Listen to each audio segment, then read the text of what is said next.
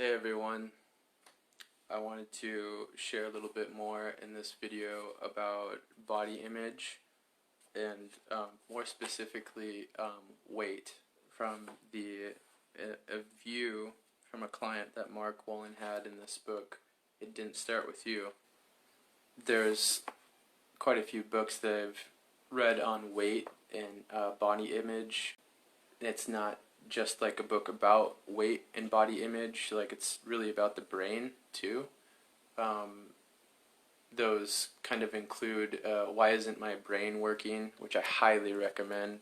Probably one of the best nutritional neuroscience books that I've read so far.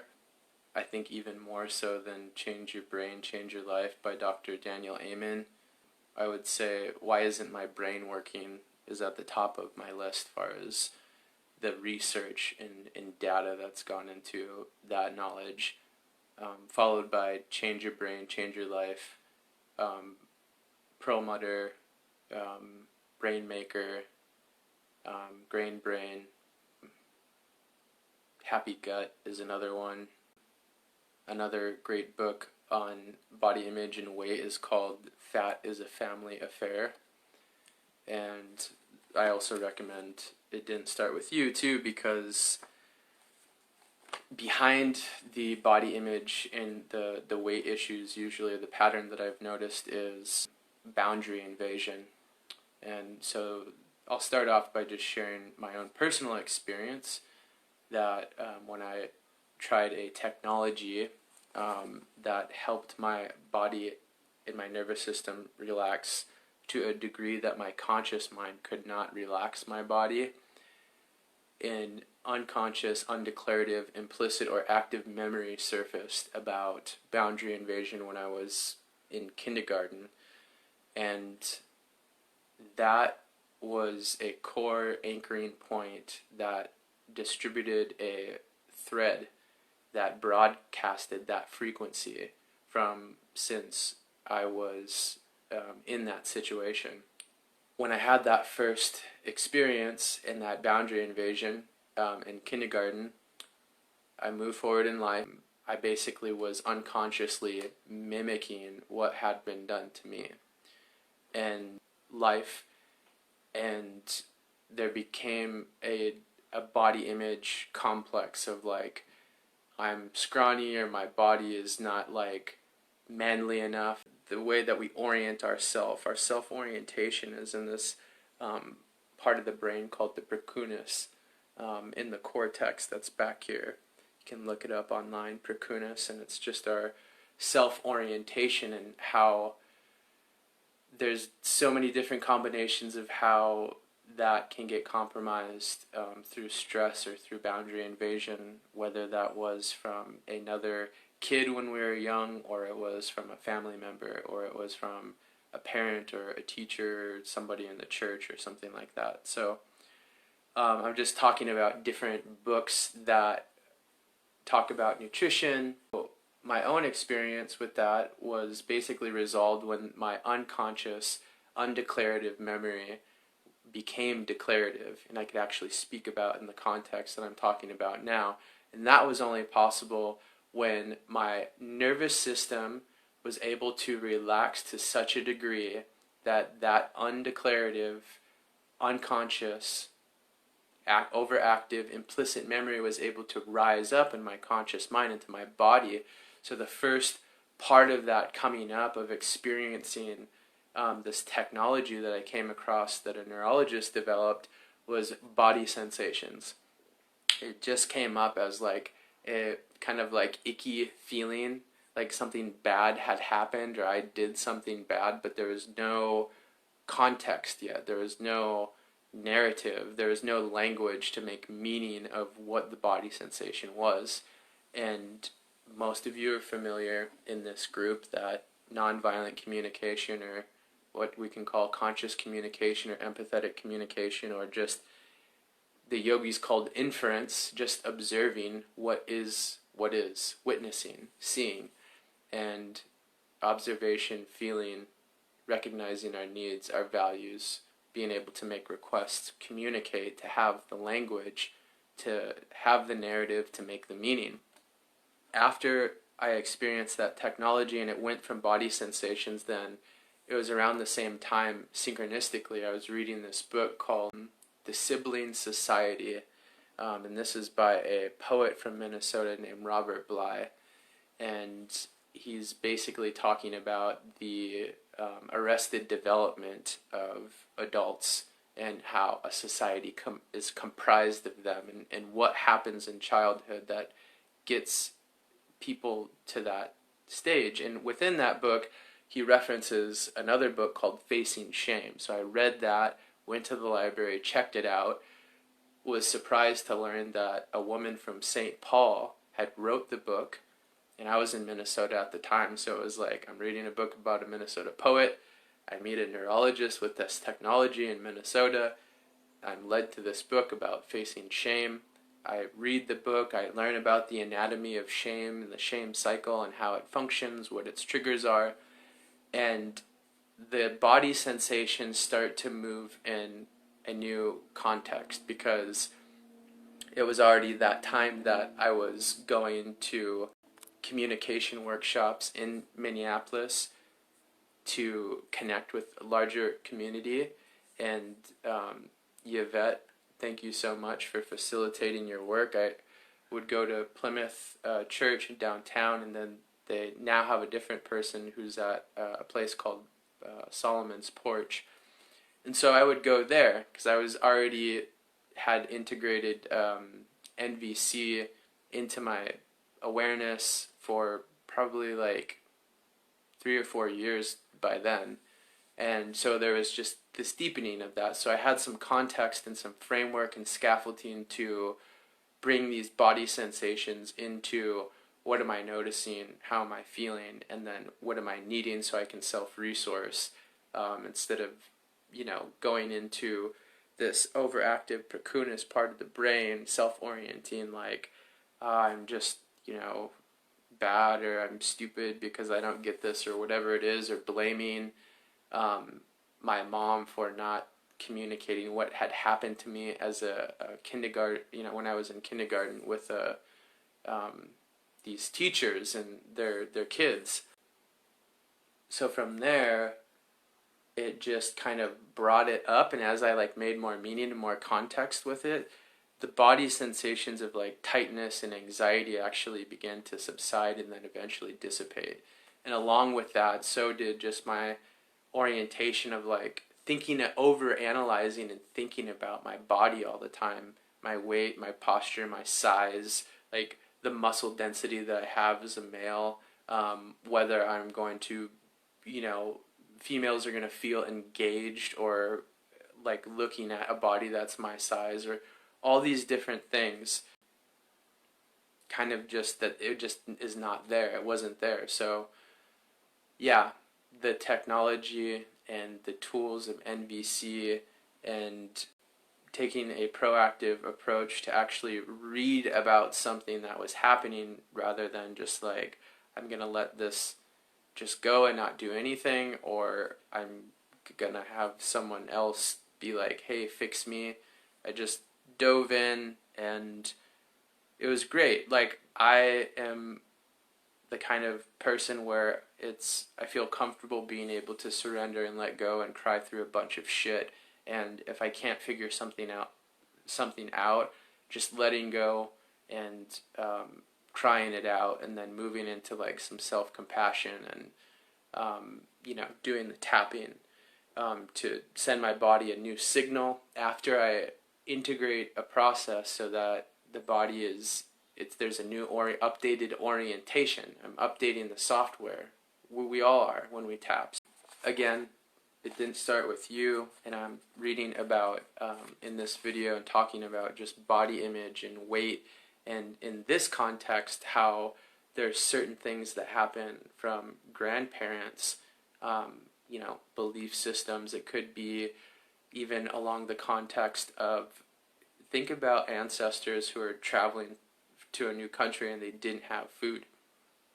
So I have yet to learn if that was the case from my mom's family who came from Scandinavia to Minneapolis, or my dad's family that came from Mexico to New Mexico. Yet I can already have the sense that if you're going to be traveling that, there's only so much that you're going to be bringing with you. Especially if, like, airplanes didn't exist that time, and you're eating to like what they had, these people on these ships, or where you were at, or who you interacted with.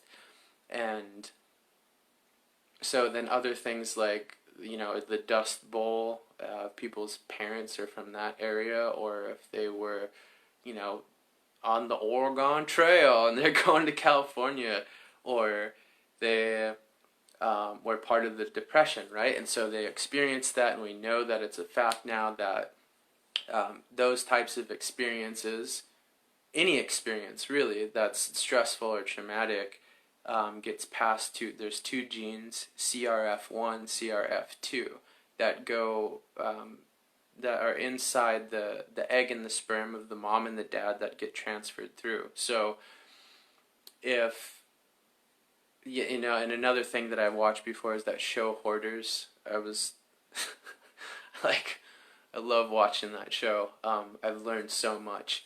And they actually had one episode one time of this woman who just, like, she had like 4 fridges in her kitchen, and like coolers of food, and like a majority of it was just like rotting and putrid and like moldy, right? And it didn't start with her, because the psychologist is talking to her, and she's like, what's going on, and the family's there, and they're like being present with her and trying to learn and listen, like, what is it? And in her conscious mind, she is like, the milk's good, like, keep the milk, I might need it next week. And then the unconscious mind is like, really just those genes passed from her parents who were in the Depression, had nothing. And so that scarcity and feeling desperate was transferred into the food. So there's situations like that where, like, food is hoarded, and then there can also be where it's put on the body, right? And that could be another variation of surviving, basically. Yet it's pretty much a strategy for something that had happened to, like, grandfathers in the past. So being able to discern that, so I'm going to share one story where Mark Wolin is talking about a client and how that came to be for this person. So he says, let's meet Carol, whose core sentence originated with her grandmother. From the time Carol was 11 years old, she had been overweight. As an adult, her weight consistently hovered around 300 pounds, and at 38, she was at the top of her weight range. Carol had a few relationships and had never been married. Carol described feeling smothered and suffocated by her weight and being betrayed by her body. Right away, we hear her core language calling out to be deciphered, as though something in her family was seeking resolution. Knowing what we already know about our core language, we might ask the bridging question: who in the family felt betrayed by her body? Who was smothered? Who was suffocated? Literally or emotionally, right? We can actually, be in some accident where something traps someone and they could be smothered. It could also be like an emotional smothering, like a helicopter mom or a helicopter dad. Carol went on to explain, I developed early, way before the other girls. I got my period at 11 and began hating my body. Even back then, I felt my body had betrayed me by developing so early. That's when I began to put on weight. Again, the interesting notion of feeling betrayed by one's body. We don't, we're not born that way. And that previous video that I shared recently with Gabriel Mate talking about implicit memory, I invite you to watch it if you haven't yet. And he's compassionately redirecting people to go, what you're talking about is not a feeling. What you're talking about is a perception and or a point of view, and make the distinction.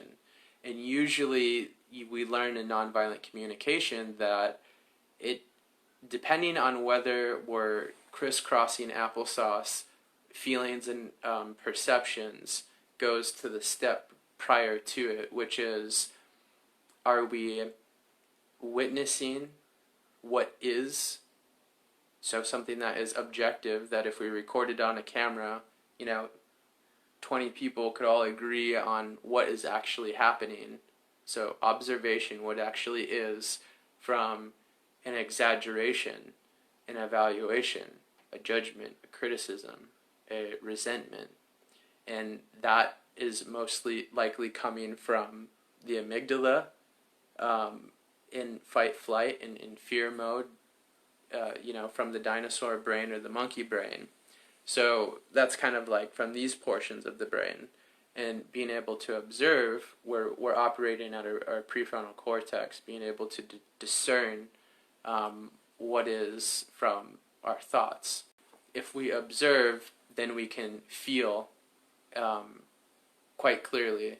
Yet if the exaggeration is on there, then what's most likely to take place is that you're going to crisscross applesauce feelings and perceptions, like what she's saying here.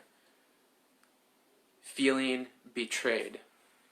Well, betrayed is not a feeling, that's a perception. So he recognizes that this stands out as something that is not natural in the language. So again, that interesting notion of feeling betrayed by one's body, and now a clue. Carol felt betrayed by her body once it turned into a woman's body. A body that could now create life in its womb. So there's another factor to it. Adding this information to the mix, the more bridging question comes to mind. What woman in Carol's family felt betrayed by her own womb? What terrible thing could happen to Carol if she were to become a woman and get pregnant? All of these questions so far have been right on target. We just don't know yet. And add to the mix Carol's worst fear. I'll be all alone without anybody. At 300 pounds and isolated from other people, Carol was well on her way to making her worst fear a reality. Now let's put all the pieces together and investigate Carol's core language map. Remember, Carol's anguish started once her womb became fertile. Here are the words she used and the words that form her core language map. Her core complaint was, I feel smothered and suffocated by all this weight. I feel betrayed by my body. So her core sentence is, I'll be all alone without anybody. And how they got to that was basically, he's asking her, what is the worst thing that's going to happen if you're smothered and suffocated? If you're betrayed by your body and that goes unresolved, what's the worst thing that could happen? And she says, I'll be all alone without anybody. And so they move into the bridging question. Here are the bridging questions that help Carol make the link between the traumatic event in her family and her excessive weight gain. The questions were, who in the family felt betrayed by her body? Who was smothered? Who was suffocated? What woman in the family felt betrayed by her womb? What terrible thing happened to a woman who got pregnant? Who felt all alone without anybody? This then led to Carol's core trauma. The traumatic event, the unresolved tragedy in Carol's family. Her grandmother had 3 children, a boy, Carol's mom, and another boy. Both boys suffocated in the grandmother's birth canal during delivery. and as a result of severe oxygen deprivation, both boys became mentally handicapped. They lived in the basement of the grandmother's rural Kentucky home for nearly 50 years. The grandmother lived broken-hearted and empty for the rest of her life. Although it was probably never spoken out loud, the sentence, "My body betrayed me," clearly belonged to Carol's grandmother. Her grandmother's body had suffocated the babies. She lived all alone, shrouded in pain and guilt. The two boys who had been smothered by the weight pressing against them also lived all alone in the basement, cut off from the outside world. Carol's mother also felt alone throughout her childhood, describing her mother as there physically, but not there emotionally. Carol's core language and her body had inadvertently been telling her the whole story all the time, the whole time. Let's revisit it one more time. When Carol became old enough to conceive a child, she put on weight and isolated herself from those around her. Staying isolated ensured that she would never become pregnant and suffer as her grandmother did. She lived a solitary life, feeling all alone in her world, as her grandmother did in her depression, as her uncles did in the basement, and as her mother, whose life was riddled with sadness, also did. Carol used the words smothered and suffocated to describe the feeling of being oppressed by her weight. Yet these words had a deeper meaning in the context of her family. These were the unspoken words of her family's trauma. They were probably words no one dared to say in front of the grandmother. These words, however, would be important for the family's ability to heal from such a horrific, tragic event. Had the grandmother been able to come to terms with the magnitude of her tragedy, had she been able to grieve her losses without blaming herself and being betrayed by her body, then this family might have had a chance to follow a different path. Carol might have not had to carry the family suffering as a bulk on her body. Tragic events like this can shatter the resiliency in a family and collapse the walls of support. They can erode the flow of love from parent to child and set our children adrift on the seas of sadness. As with most of us, Carol never made the connection that she was carrying the suffering in her family history in her body. She thought the suffering originated somewhere inside of her, that it was her fault. She thought something must have been wrong with who she was.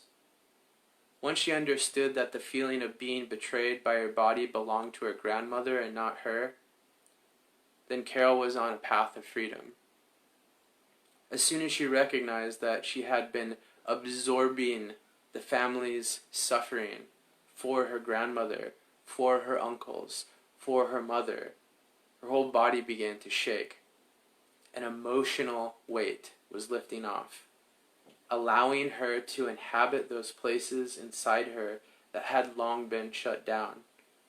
It wouldn't be long until Carol would gain a physical awareness of her body that would enable her to make different lifestyle choices. Carol's core language was the vehicle that set this family's healing into motion. It was the family's opportunity to heal that which had not been able to heal.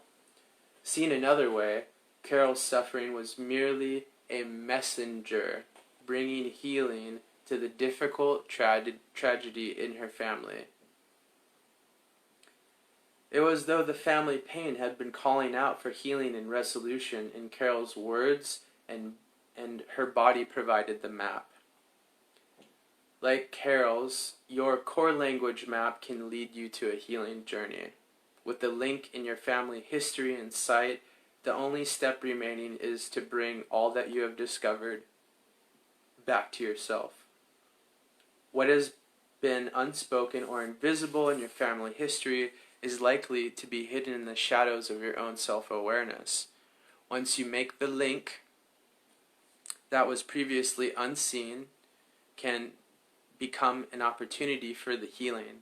Sometimes the new images that arise require our care, self-compassion, and attention to actually integrate them fully. So I want to go back to where he's saying it was though the family pain had been calling out for healing and resolution, Carol's words and body provided the map. So for all of you that, in body talk, you're aware that the body has all the answers, and the body can communicate that which is not said. And to the degree and depth in which a practitioner like me has studied this, I'm actually able to locate that and help you shift these unconscious patterns into the conscious mind. And people have different specialties with body talk. Some people might be more specialized in the anatomy and the physiology. The thing that I love to play in is belief systems and the unconscious. And if you had sessions with me, you've recognized how supportive they can be. And now, having integrated in this 8th chakra family component into sessions, it's just that much more integral and powerful. I wanted to share this story and just kind of talk about body image and weight and belief systems, and see another point of view that can get away from the punitive stuff too. There's different strategies for a lot of different things. You know what's satisfying to you, and yeah, I feel happy sharing this point of view.